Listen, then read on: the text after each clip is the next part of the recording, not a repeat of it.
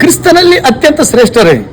ಅನೇಕ ಜನ ಕ್ರಿಸ್ತ ಯೇಸುವಿನಲ್ಲಿ ನಂಬಿಕೆ ಇಟ್ಟಿದ್ದಾರೆ, ಅದಕ್ಕಾಗಿ ನಾನು ದೇವರಿಗೆ ಸ್ತೋತ್ರ ಮಾಡುತ್ತೇನೆ. ಆದರೆ ನಿಮ್ಮ ನಂಬಿಕೆ ಇನ್ನೂ ಸ್ವಲ್ಪ ವಿಶಾಲ ಆಗಬೇಕು.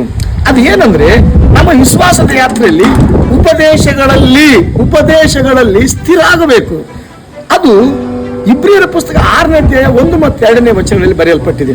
ಮೊದಲನೇದಾಗಿ ದೇವರನ್ನ ವಿಶ್ವಾಸ ಮಾಡುವುದು, ಎರಡನೆಯದು ವಿಶ್ವಾಸದ ನಿಮಿತ್ತ ಕೆಲವು ಸಂಗತಿಗಳನ್ನ ಬಿಟ್ಟು ಬಿಡುವುದು, ಮೂರನೆಯದು ಮಾನಸಾಂತರ, ನಾಲ್ಕನೆಯದು ಸ್ನಾನ ಅಂದ್ರೆ ದೀಕ್ಷಾ ಸ್ನಾನ, ಐದನೆಯದು ಅಸ್ತಾರ್ಪಣೆ ಅಂದ್ರೆ ತಲೆ ಮೇಲೆ ಕೈ ಇಟ್ಟು ಪ್ರಾರ್ಥಿಸುವಾಗ ವರಗಳನ್ನ ಅಭಿಷೇಕಗಳನ್ನ ಹೊಂದಿಕೊಳ್ಳುವುದು, ಆರನೇದು